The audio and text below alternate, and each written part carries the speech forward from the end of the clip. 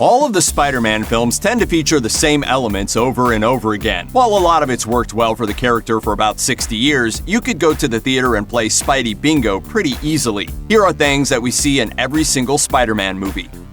Let's start with a gimme here. If you have a nephew or niece and you find out they've been bitten by a radioactive spider and developed fantastic abilities like sticking to walls or super strength, pack your bags and get out of town as fast as you can. Otherwise, you're headed for disaster. Admittedly, the death of his uncle is the most important part of Spider-Man's origin story, but still, watching an old man get shot starts to lose its impact when you've seen it over and over, which is especially problematic in the Sam Raimi Spider-Man trilogy. We get Uncle Ben's murder happening in the first film, a flashback and tons of references to it in Spider-Man 2, and a completely different version of it that involves the sad sack movie version of the Sandman making up a huge chunk of the plot of Spider-Man 3. Remember Ben Parker?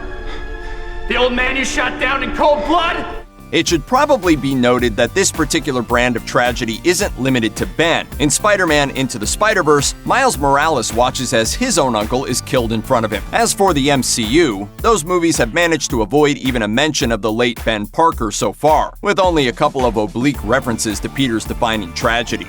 Far From Home, however, is going to take place in the aftermath of Tony Stark's death. He's not Peter's uncle by relation, but he's definitely served as a father figure. And if there was ever someone in Peter's life who fit the weird uncle archetype, it's that guy. Hey, May. How you doing? What are you wearing? Something skimpy, I hope. One of the most interesting choices in Spider-Man's design is that he's one of the few American superheroes whose costume leaves him completely covered from head to toe. His mask doesn't even have a mouth, just a pair of big opaque eyes. This works pretty well in comics, but in movies where actors use their faces to, act, it presents a bit of a problem. That's probably why the Spider-Man we see in the movie theater seems like he'll do whatever he can to get out of that mask, regardless of how it impacts his secret identity. Again, the Raimi trilogy is the biggest offender in this regard. Not only does Peter's mask get shredded by villains with a frequency that makes you wonder just how many spares he has laying around, he'll occasionally just whip the whole thing off. Sure, it's a lot easier to tell a character struggling when you can see their face, but eventually, people are going to wonder why that kid who's always taking pictures of Spider-Man never seems to catch him without his mask on. We won't tell nobody. Along the same lines, Homecoming features a recreation of the famous comic book scene where Spidey fights his way out from underneath tons of rubble. In the comic, the mask stays on, but on the big screen, Tom Holland's Spidey takes his mask off to get some fresh air and keeps it off so that we can see him powering through his superheroic feat of strength. Andrew Garfield's Peter Parker shows off his face in Amazing Spider-Man to help calm down a boy who's in danger. It even extends to animated acting in Into the Spider-Verse, where Spidey loses his mask just before he's killed by the Kingpin. And Peter B. spends most of the movie unmasked and in sweatpants.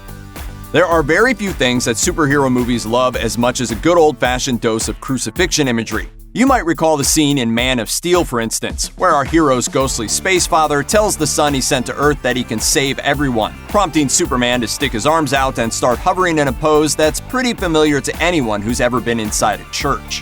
While that's the least subtle example of this trope, Spider-Man's movies have even more of it in action. That's probably to be expected in a story of great power and great responsibility, but once you start noticing it, you'll find it happens a lot. Spidey stopping the train in Spider-Man 2 is the most obvious instance, but when Peter tries to hold the ferry together in Homecoming, we get the same thing in a pretty similar shot.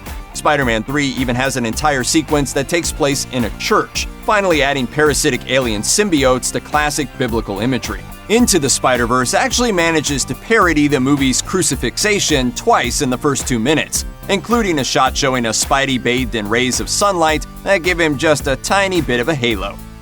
One of the most compelling parts of Spider-Man's story is the impact that his superheroic career has on his soap opera of a love life. It's the source of endless drama, and it usually gets pretty complicated. The same goes for the movies. Every single Spider-Man film has a love story right there at the core of its plot, with all the twists and turns that you'd expect.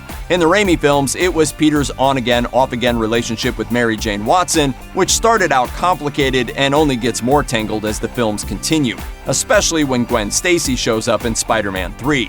In Amazing Spider-Man, Gwen was free of a love triangle, but that relationship had no shortage of speed bumps. In the first film, Gwen's dad wanted to arrest Spider-Man for his vigilante activity. I think he stands for what you stand for, sir. Protecting innocent people from bad guys. I stand for law and order, son. That's what I stand for, okay? I wear a badge. This guy wears a mask. and in the second, a series of spats wound up leading to Gwen's tragic death. Homecoming threw a different kind of wrench into the gears with Peter's crush on classmate Liz. Not only did he have to deal with constantly letting his friends down due to his arachnid activities, he also had to contend with the reveal that her dad was a supervillain, who figured out Peter was Spider-Man literally 10 minutes after meeting him. Good old Spider-Man. Into the Spider-Verse complicates matters further thanks to its dimension-hopping plot. We've got a Peter Parker who's dealing with a divorce from Mary Jane, with whom he's clearly still in love, and a different Mary Jane who's dealing with the death of her world's Peter Parker. And those are just the minor characters. The main romantic tension in that movie is between two people from different realities. That's a tough one. There's long-distance relationships, and then there's my girlfriend? You don't know her. She lives on Earth 65. Spider-Man's roster of enemies is packed with characters who are actually pretty sympathetic. Unlike, say, murderous clowns that only want to watch the world burn, supervillains like the Lizard and the Sandman have motivations that we can relate to, and come with a heaping helping of pathos that the movies are more than willing to bring to the screen. The Green Goblin in Spider-Man is the outlier here, since it's pretty hard to be sympathetic when you're pumpkin bombing an old lady's bedroom while she's saying her bedtime prayers. Deliver us! Finish it! Finish it! Evil!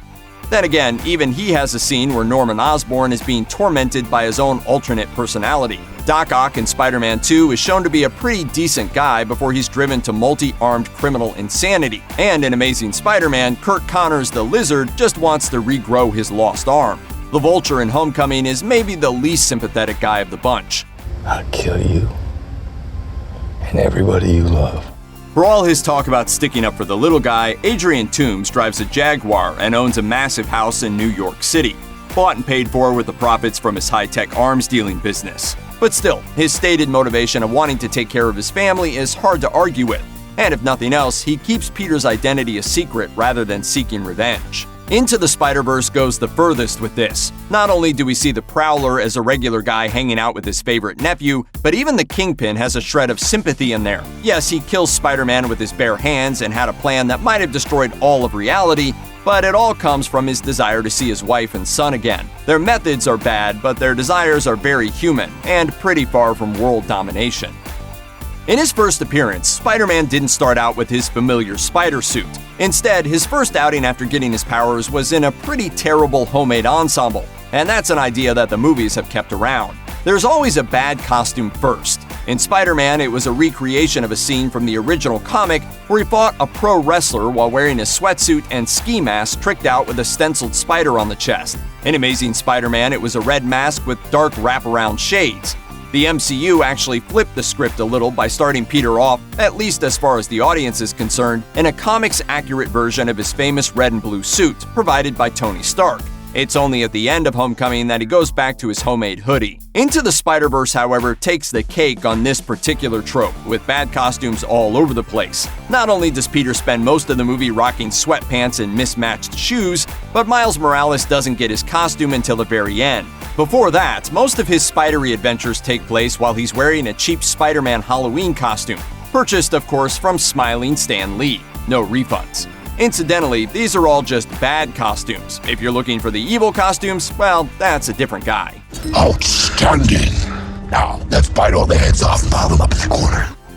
Spider-Man's life is pretty much defined by tragedy. It's the core of his character, the hard luck hero aspect that makes him so easy to relate to.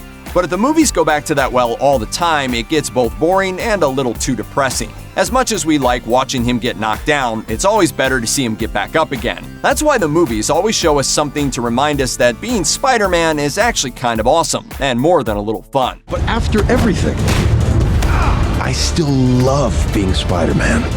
I mean, who wouldn't? Spider-Verse gives us all kinds of moments like this, from Spider-Man cutting an album of Christmas carols to the extended comedy of Miles accidentally getting his hand stuck to Gwen Stacy's hair. Throw in some Karate Kid-style web-swinging lessons, and it does a great job of showing us that having superpowers is actually pretty cool. The Raimi movies do it too, leaning into zany comedy with Peter zipping around the city on his web lines to deliver pizza.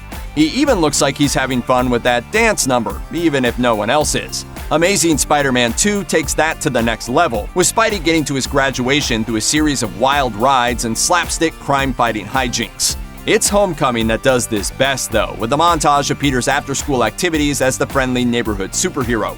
Not only is he excited to get out there and start doing good, he gets a churro from a nice lady that he eats while hanging out on a fire escape, and even does a backflip when he's asked to by members of the public. That's what sets Spider-Man apart from the other superheroes. He's the guy who will stop and argue with you about who makes the best sandwich. Yeah, the best sandwich in Queens. Subhaven's pretty good. Well, it's too much bread. I like bread. Check out one of our newest videos right here. Plus, even more Looper videos about your favorite superheroes are coming soon. Subscribe to our YouTube channel and hit the bell so you don't miss a single one.